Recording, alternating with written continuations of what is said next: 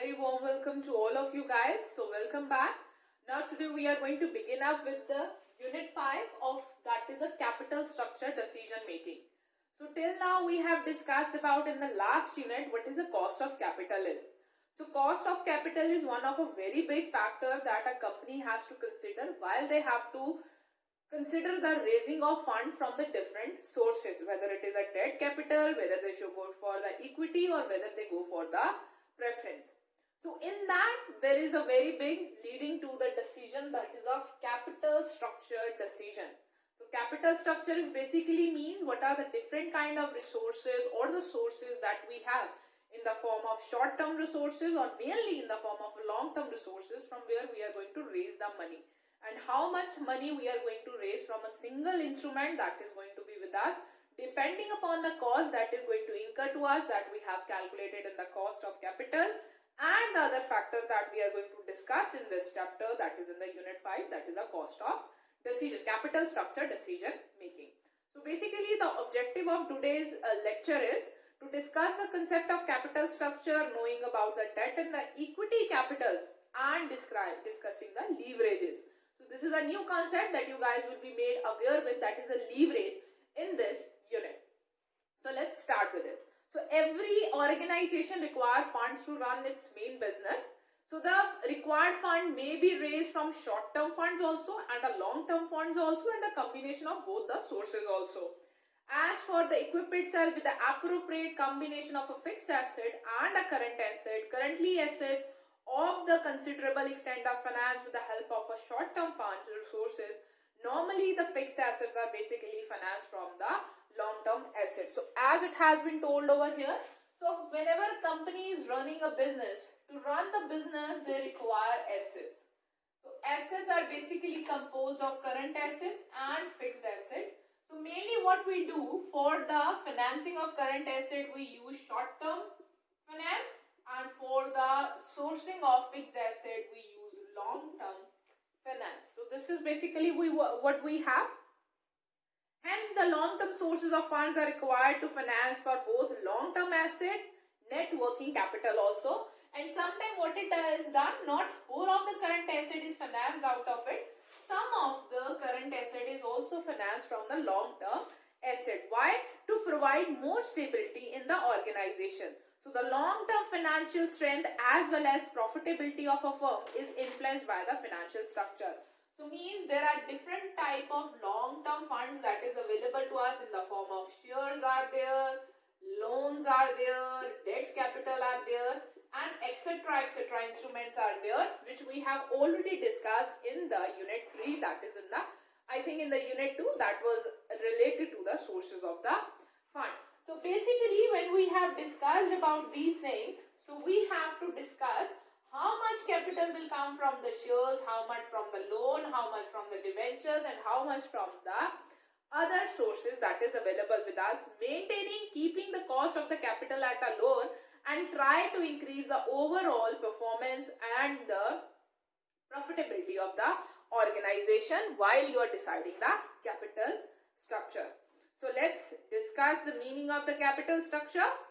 So capital structure is a part of the financial structure which represents the long-term sources. So basically when we talk about the capital structure, we mainly talk about the capital structure in decision or in relation to the long-term sources. So when we talk about a capital structure, it is financial structure. Means from where you are raising your financial structure. It is related to financial structure which represents long-term sources.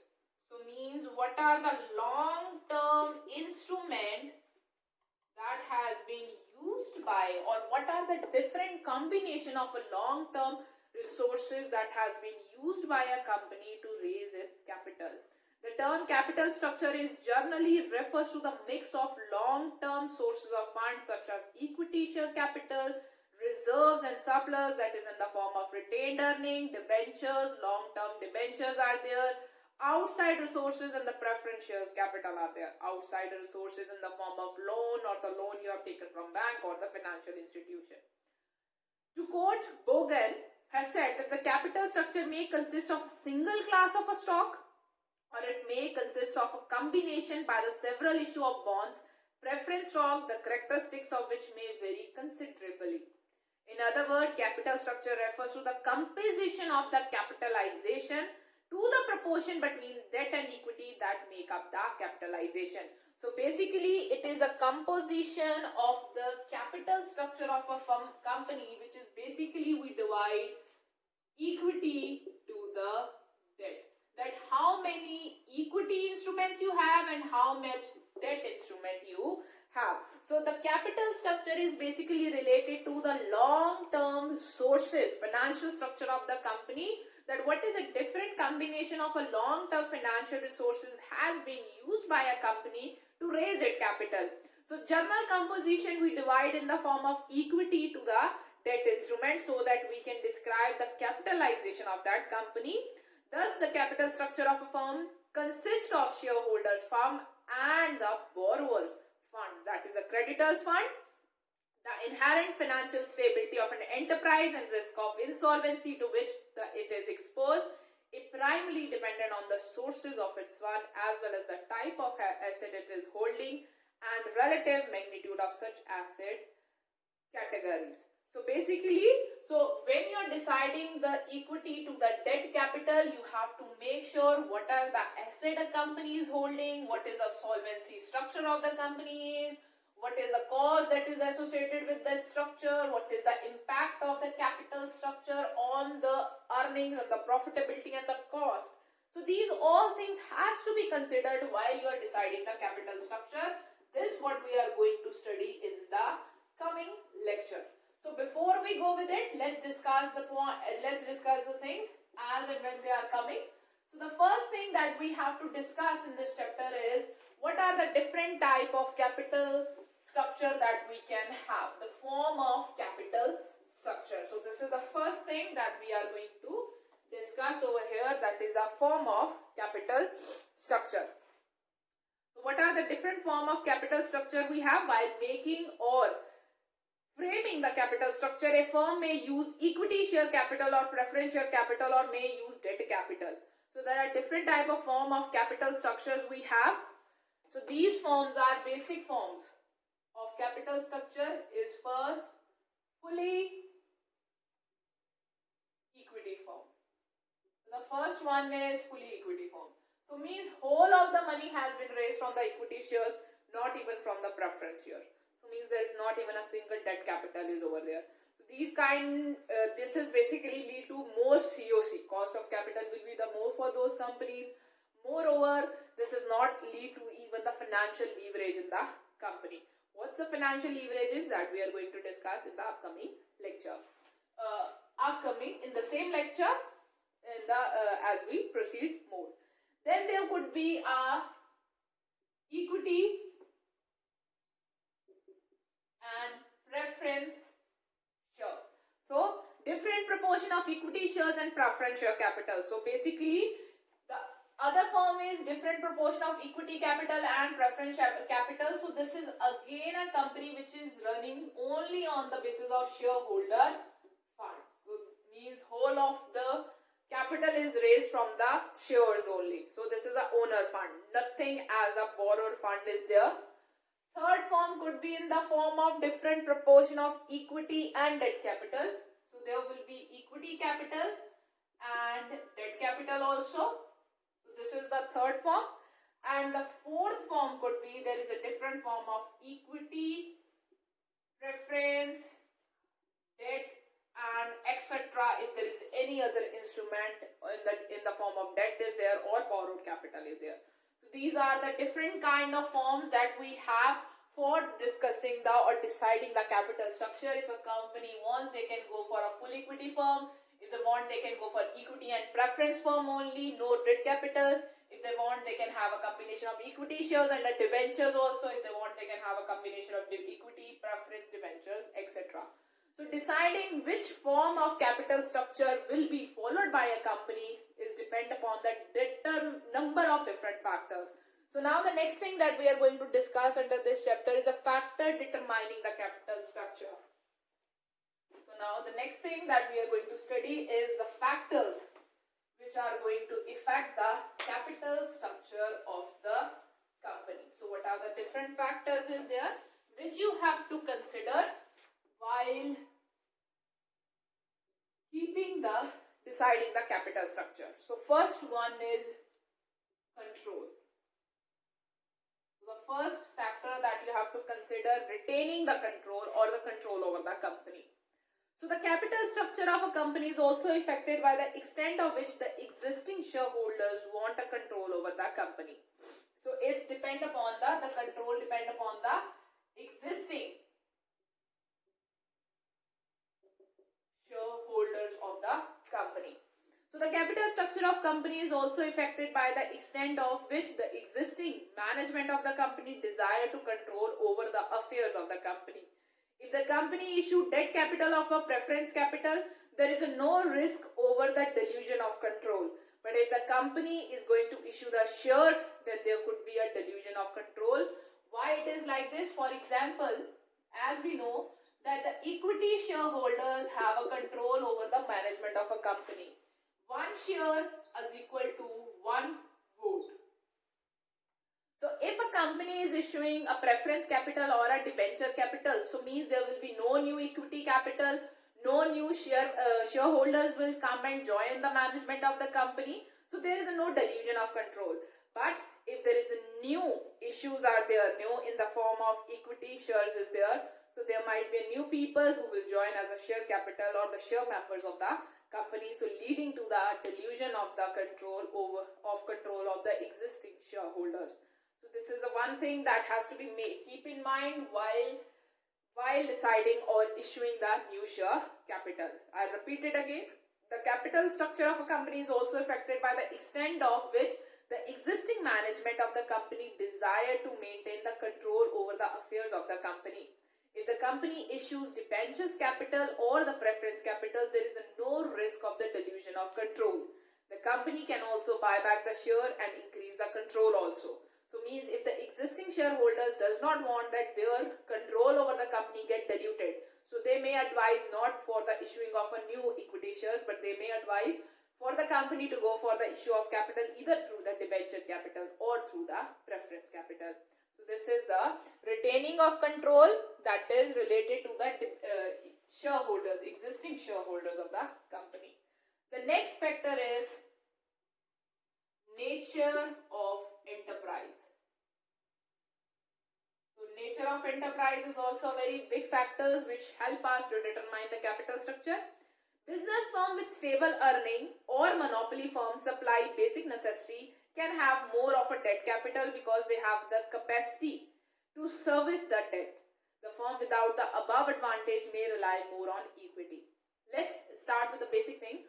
For example, if the nature of a business in which a company is involved is a more riskier one, or you can say it's a venture capital. Venture companies are those companies which come up with the new ideas or a new product, which is a brand new product which have earlier never been launched in the market. These are the new companies, so they run from the more riskier business. So in those companies, they generally go for the equity capital. They are not able to raise much of a debt capital because they might not be able to make a timely payment of the interest, because these are the new company, the risk involved is higher, so they might have a more equity capital.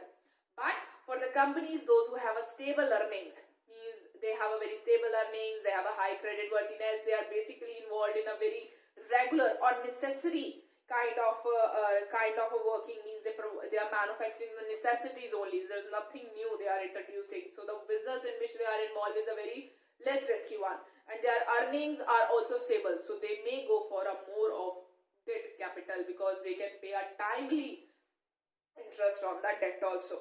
So this is what is the nature of enterprise is related to. So the next thing that we have is a purpose of financing. For what purpose you want to raise the fund? So the purpose of financing is a third thing. The purpose is productive. The firm may use the debt capital, otherwise it is better to rely on equity capital. Same again, if a company wants to go for such purpose which is less riskier in nature, they may rely for a debt capital. But if a company is going for such purpose which is less productive, or which could be which may turn out profitable, or which may not turn out profitable, so there is a risk involved in it, so it is better to go for a more equity capital in spite of going for a debt capital. So what purpose, what is things, whether that purpose is a more productive in nature, more riskier in nature, or less riskier in nature. On the basis of it, a company can decide whether they go for a debt one or whether they go for the equity one. If the risk of that purpose is less, they might go for the debt, but if the risk that is involved in that purpose is a more one, like companies going for a very big diversification, or they are launching a very new kind of a product which may be accepted by a company or which may not be accepted by a company, so it may go for the equity capital for that purpose. So now let's come to the fourth point, that is a period of finance. Fourth is period of finance. So if the finance is required for a very longer period of time, so if the longer period of time the finance is required, it is better to go for the equity share capital, because they will never be redeemed, so the people will not be asking their money back. And it's not better, if the period of involved is very long, it's not better to go for that debentures, because debentures has to be redeemed after 5 years or 10 years. So then it will be becoming difficult for a company to pay back that capital. So if the period for the purpose, for which purpose the finance is required, and the period of that purpose is a very long one, so it's better to go for the equity shares, because they are permanent source. There is no need to give the money back because they are irredeemable.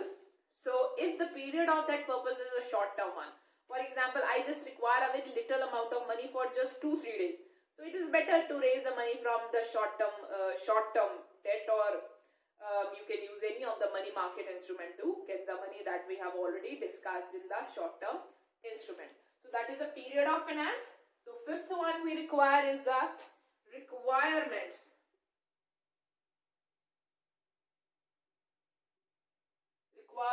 of investors. So this is the next factor that we have with us. The company requires large amount of capital, must issue different kind of security to suit the requirement of different investors. For example, regular income bonds, deep income bonds, partially convertible bonds, equity shares, preference shares. So depending upon the requirement of investors, so on the basis of sentiments of investor, what the investors is requiring at this point of time, depending upon the working of the market or the environment in the market, the investor may demand or prefer to invest in different kind of security. So as per the requirement of the investors, or on the feelings of that investor, a company may issue a different kind of securities to meet the requirement of investor. For example, due to the recession in the market, the investor right now don't want to invest in the equity share. They want to invest in the debentures which are regular income bonds, or they want to invest in the bonds which are generating regular income to them. So they can go for that. For example, investors are thinking that right now we are in recession, but after that we might go in the boom period also. We might go in the recovery period also. So we might come with the boom period also. So their company can issue the convertible bonds also, that right now for a period of recession they will be in the form of debt, but once we come to the recovery or the boom period, they will be converted into the equity also. So these kind of sentiments are also considered into the mind while issuing the securities. So the sixth is the size of the company. Size of company. So generally the companies which are very larger in size, they generally issue the shares they generally get the money from the share capitals.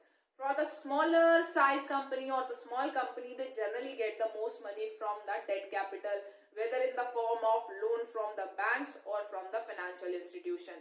So that's also a very important thing. Generally, the large companies which have a very good credit rating, they also can raise quite a huge amount of money from the debt capital. If the company has a less credit rating, they generally go for the equity shares also. After this, we have a next, that is a sentiments of market. So what is the way the market is going, whether the market is in recession or the market is in a recovery period. So these factors also impact the sentiments of the investor also, and on the basis of it they invest.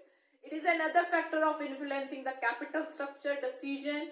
When there is a boom in the capital market, it is very easy to issue the equity share and the investor will also invest in it. But when the market is in a bad condition, there is a recession in the market, so there is not advisable, they may not purchase the equity shares, so it is advisable in that time to issue that debentures capital or the debt capital.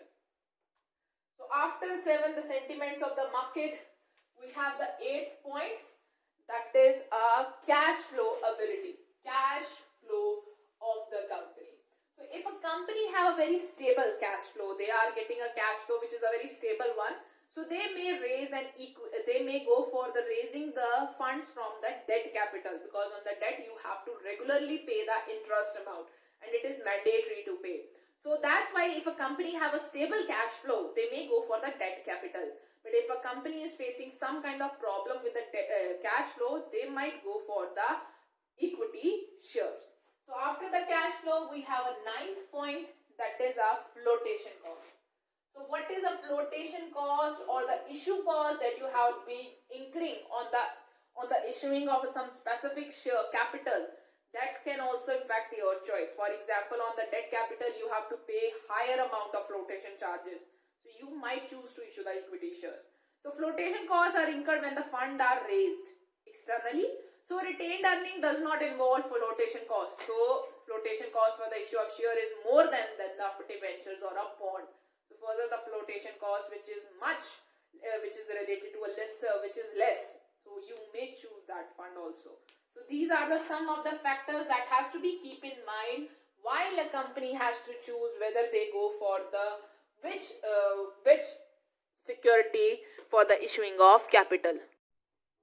So now the next thing, after discussing what is the capital structure is, what are the factors that is going to affect the capital structure, that you are going to decide that whether you are going to raise the money from the equity capital or from the debt capital. The next thing that we have to discuss in this chapter is the concept of the leverages. Now the next thing, concepts of leverage.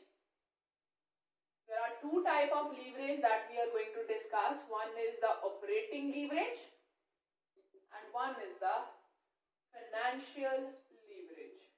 So financial leverage is a very important thing that is to be considered while deciding the capital structure.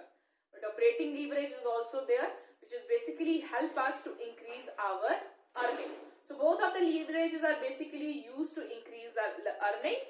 So this is what we are going to discuss over here, what are the leverages are. So let's discuss. As we have seen in the above discussion, that a firm can raise its required finance either from the equity or the debt or the both. So you can use the combination, a company can use the combination of both depending upon whether it is a 50-50, 60-40, 70-30 and the different percentages they can use. So when they have to come to these percentages or decide these percentages, they use the concept of leverages over here. How it is to be used? Let's read it further. While constructing the capital structure, a firm can use a fixed cost bearing securities for maximizing the shareholder wealth.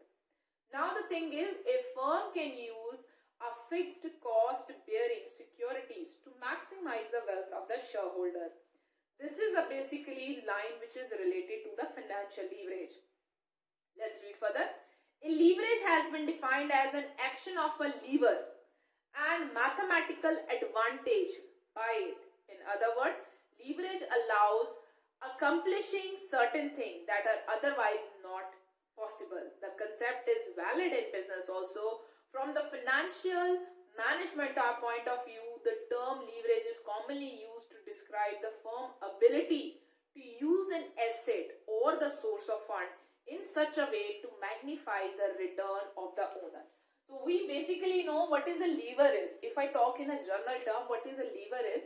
Lever is basically we use to help us out to lift our weight from a one side. So that is basically called a leverage. So how we use the financial leverage, or when I talk about the financial leverages, we we have two type of leverages. One is operating and one is a financial leverage. So leverage in the form of financial management means ability to use assets or source of fund in a way to maximize the return. So means you already have some specific kind of funds with you. You have already some specific kind of resources with you. So means how you are going to use the best utilization of it. You are going to get the best use of them so that you can maximize the return for you. So this is what we are meant by the leverages. We have two type of leverages: operating leverage and financial leverage. And first of all, we are going to discuss about what is an operating leverage, and then we are going to come to the financial leverage. So let's discuss with the operating leverage first, then we will come to the financial leverage. So when I talk about operating leverage, so operating leverage may be defined as a firm ability to use the operating cost to magnify the effect of the change on sales on its earning before the interest or tax. So what does mean? Operating leverage means every firm has some kind of operating cost. We know that if you are working, if you are producing something, you have to incur a cost. That is our operating cost. So you have to manage your cost in such a way that it lead to the increased sales. It lead to the increased sales, which ultimately lead to increase in earnings. Earnings before, here I am talking about the earning which is before tax and interest. So means you are going to manage your cost in such a way so that your sales are increased. So there is a change in sales, and that change in sales lead to the change in your earnings before the interest or a tax. Operating leverage is associated with the investment in the asset acquisition. So operating leverage is basically associated with the investment in assets. It is basically related to the investment in assets. Hence, operating leverage firm from the present fixed operating expenses with the firm income stream. And this operating leverage is basically related with the fixed expenses. It's basically related with the fixed expenses. So let's discuss with it. So means if I divide an operating cost, so you guys also know that operating cost, whenever you are working, so there are two type of costs basically you incur. One is the fixed cost and the other is a variable cost. The other is a variable cost. So these are the two type of costs we have. So fixed cost which does not vary with the level of production, they must be paid regardless the amount of the revenue earned. So fixed costs are basically the cost which does not vary with your level of production or your level of sales. They remain fixed even if you make zero production, make zero sale, or 10,000 sales or 20,000 sales, they have to be fixed. Like depreciation on plant and machinery, depreciation on building, depreciation on insurance charges are there, depreciation of fixed assets are there. So they are going to be fixed no matter how much you operate or how less you operate.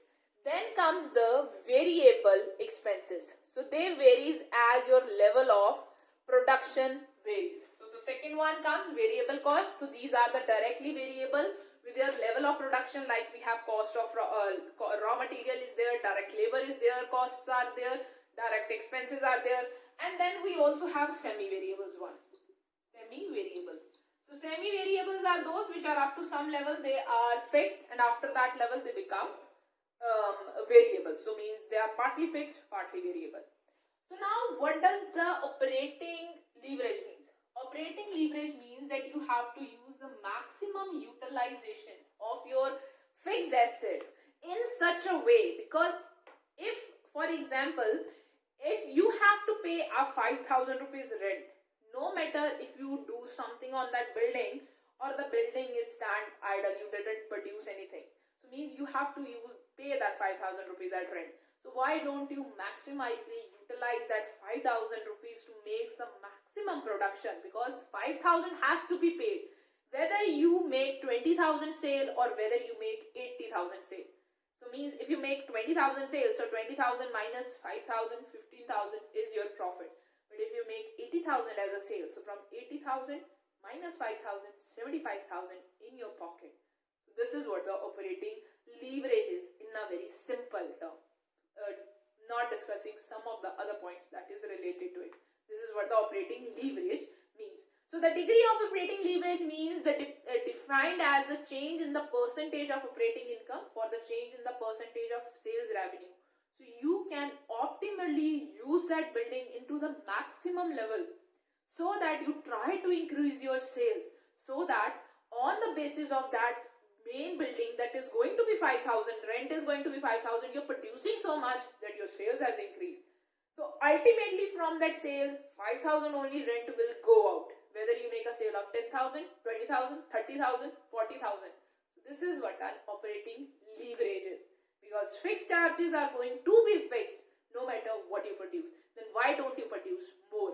Because it will lead to the operating leverage. So if you have to calculate the operating leverage, so means what is the, how we calculate the operating leverage? The operating leverage formula is like this. I will be calculating degree of operating leverage as percentage change in EBIT, that is earning before interest and tax, divided by percentage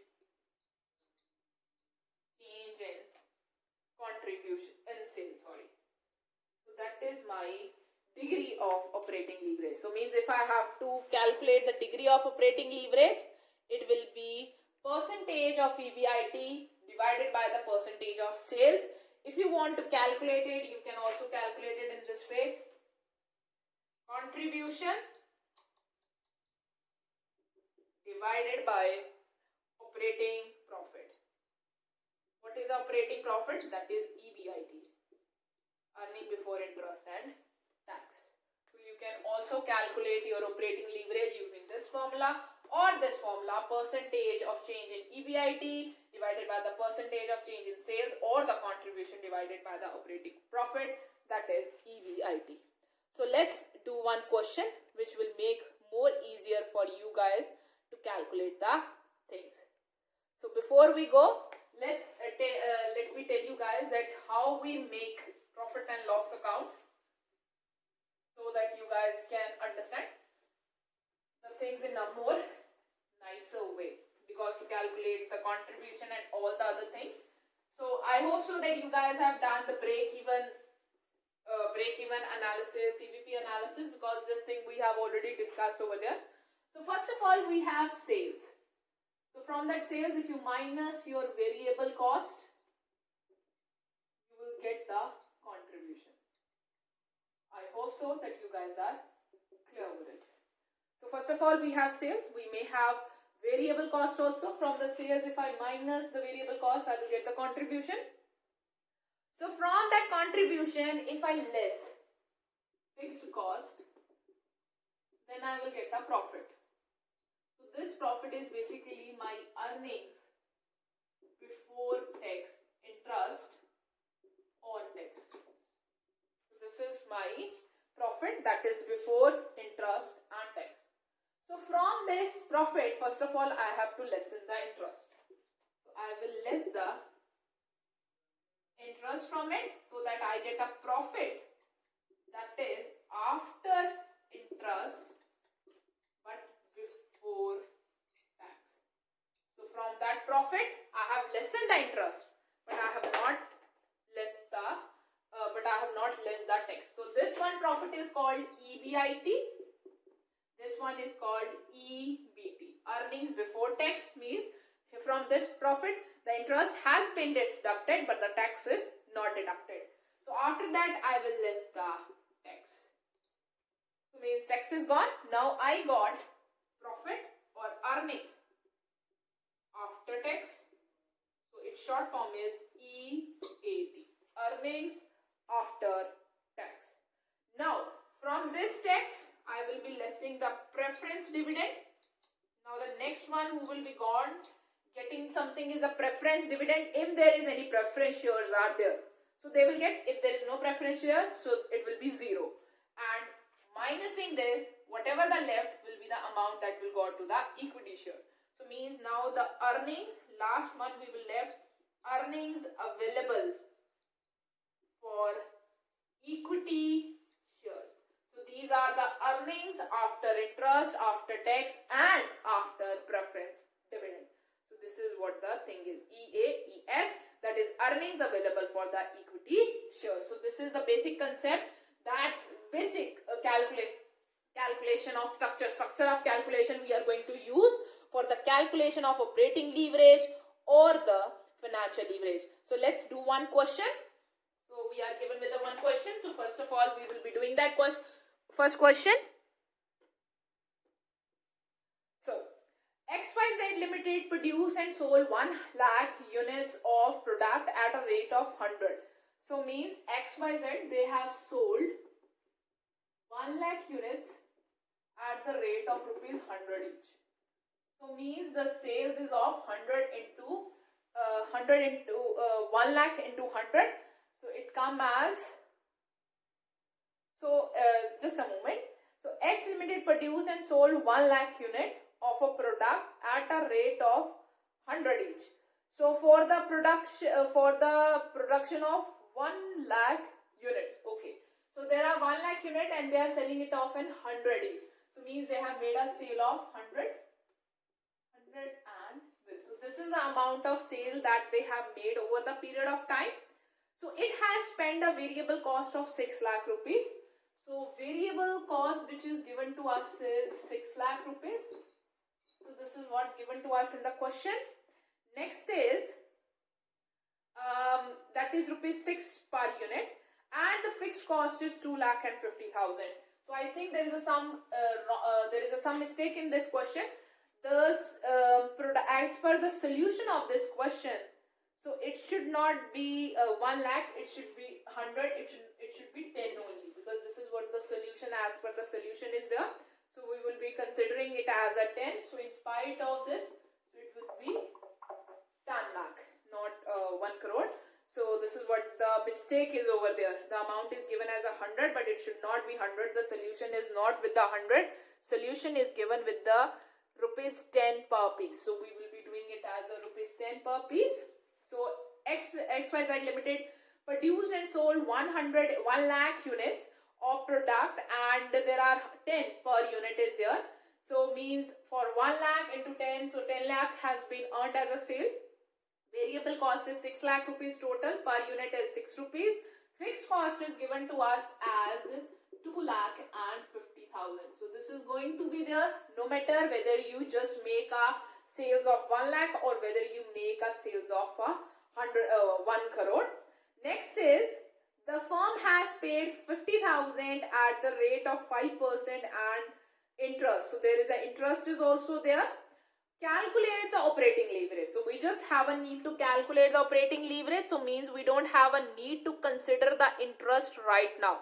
We just have a need to calculate the operating leverage. So for the calculation of operating leverage, we require a profit which is before the interest and tax.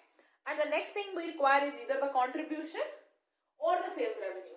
So let's calculate it. First of all, we have a sales that is of a 10 lakh. So I got a sales of 10 lakh. From these sales, I will be lessing the variable cost. Following the same pattern of calculation, so means my contribution will come at 4 lakh. So this is the level of contribution I have. So from that contribution, for example, now I will be getting a fixed cost.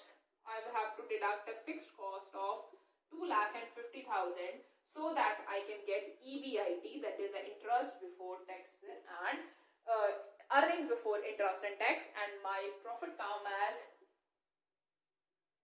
5. 1,50,000 is the profit that I got before interest and tax. So means now I want to calculate my degree of operating leverage. So I will be using the formula of contribution divided by EBIT. So this is the formula I am going to use. So the contribution that I have got is of 4 lakh. So 4 lakh come over here, and if I divide it with the EBIT, that will come as 1,50,000. So the amount will come as 2.66. So this is what my operating leverage is. For example, if I have to take this same example, and in spite of using this, if I make it in spite of 1 lakh unit, I make it say 10 lakh units. So means it is rupees 6 per unit. So it will also go as a 60. Fixed cost will be remaining same. So now it will be changed drastically. So 160,000. I will get 40 lakh as a contribution, but my fixed cost will be same. So in spite of 4 lakh minus 2,50,000, now it will be 40,000 minus 2,50,000, and my earnings before profit will be increased drastically. So this is what the operating leverage is. So means fixed cost is going to save. Why don't you maximally use this fixed cost to increase your sales so that ultimately your EBIT, your earning before the interest and taxes also increases. This is what the operating leverage is. So in the previous question with the 10 lakh figure only, we have an operating leverage of 2.66 only.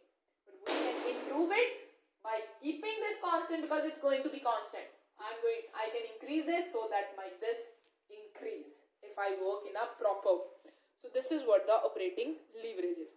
So after the operating leverage, let's come to the next leverage that we have with us, that is a financial leverage, which is also a very important concept from the point of view of the financial manager. So now after the operating leverage, we have come to the financial leverage. This is the next and a very next level of leverage is there, which is very important with the operating leverage. So what do you mean by financial leverage? The firm may need long-term funds for long-term activities like expansion, diversification, modernization. So the financial manager job is to compose the funds. The required fund may be raised from the two sources. One is the equity and a debt. So before I take you to the financial leverage, I will like to repeat again what is an operating leverage is. So in the operating leverage, I have made you guys aware that you can use the fixed source of fund, or you guys can say fixed assets or resources, in such a way that you can try to increase your sales, which ultimately lead to the increase in your earnings. Similar kind of concept is used in the financial leverage also.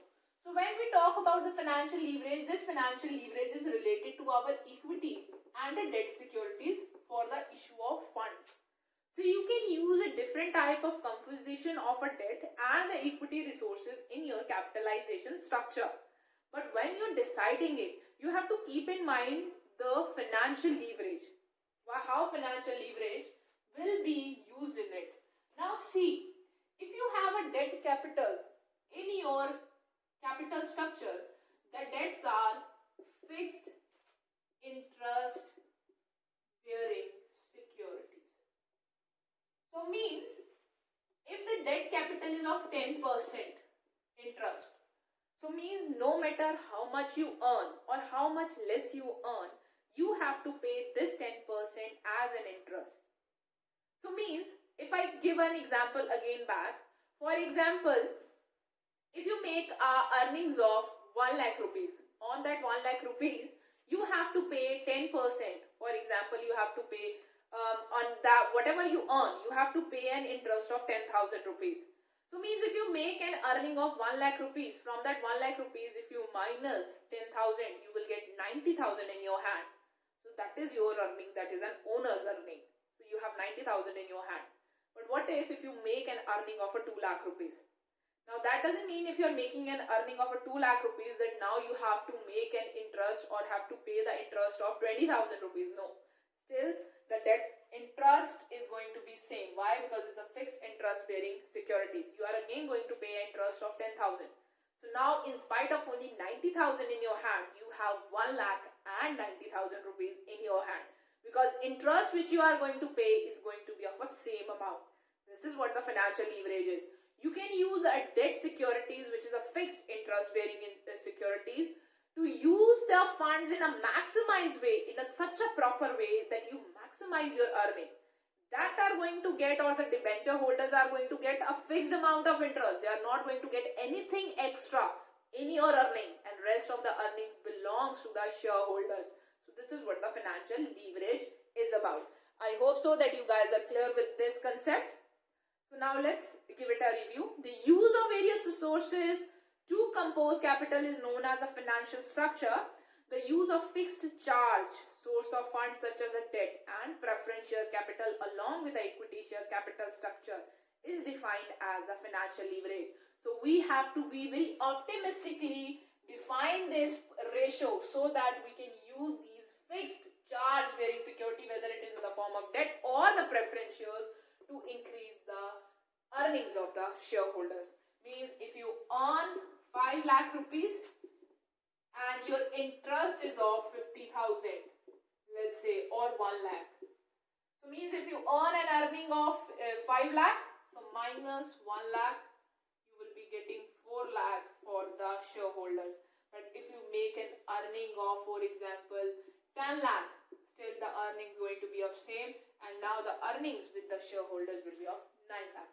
This is what in the simplest form financial leverage is about. I hope so that you guys are clear it with now.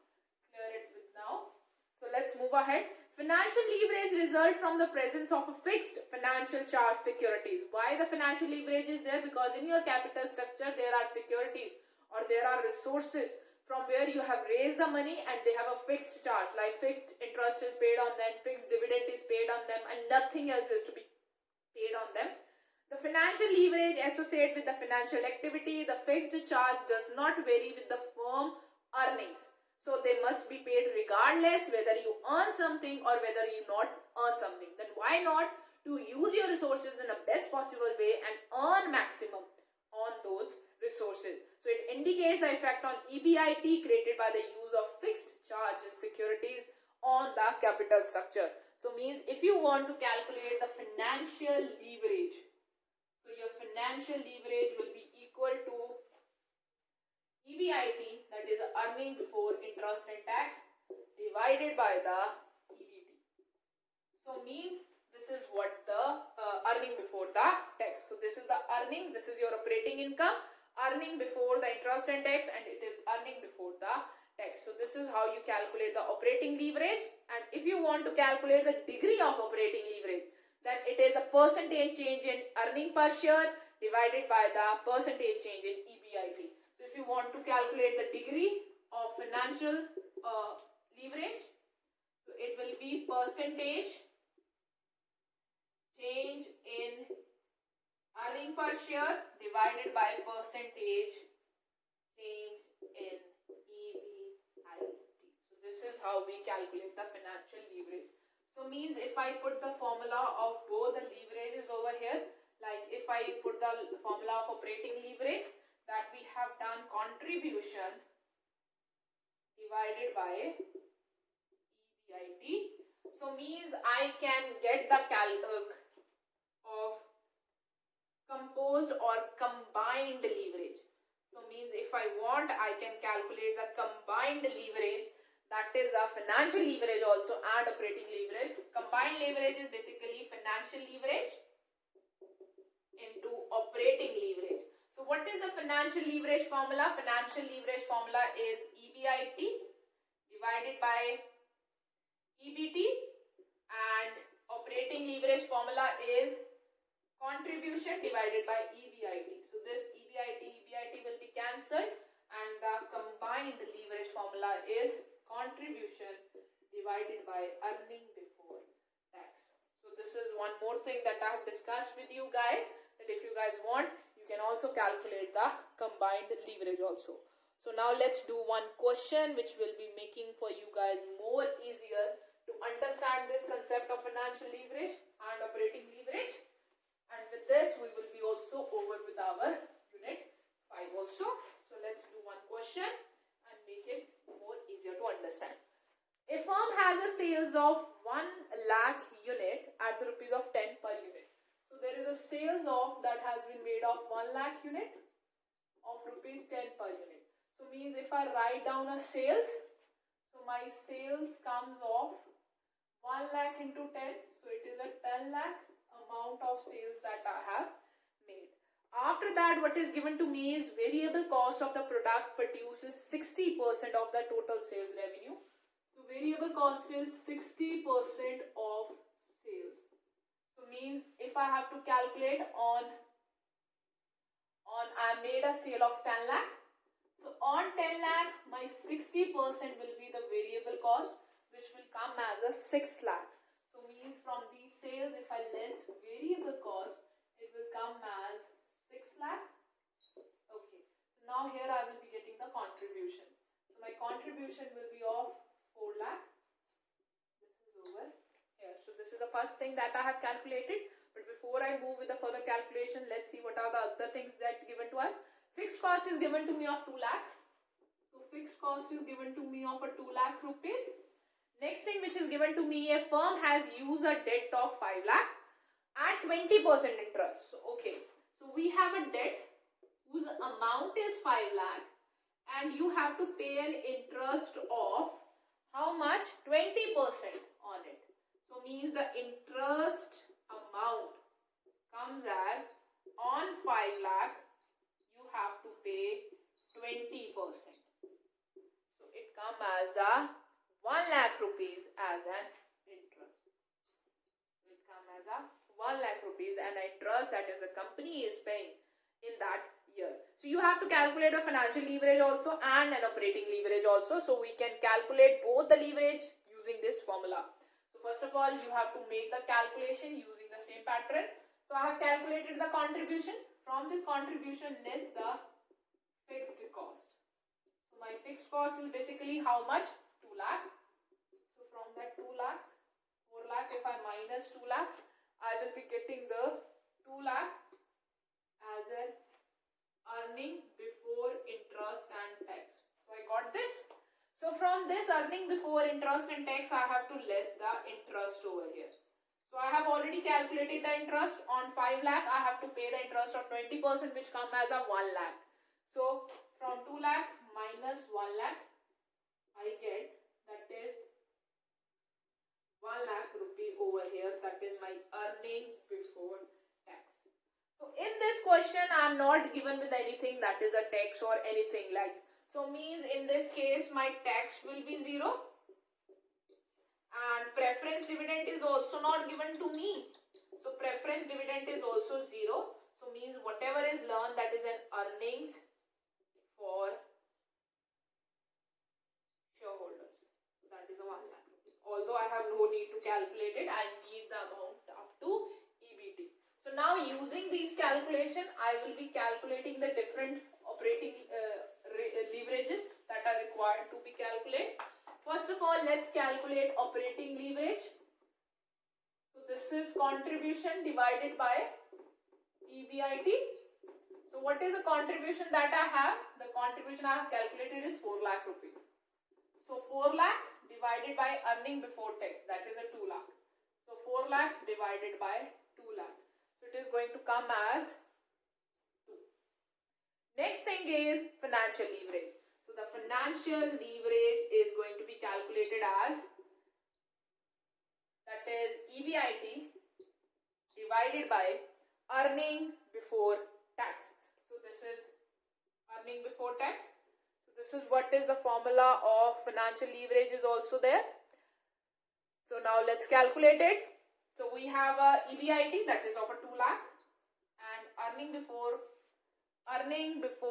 tax is also of 1 lakh rupees. So our financial leverage also come as a 2 in this case. So this is the basic thing which is related to the operating leverage and the financial leverage, and I hope so that you guys are clear with it.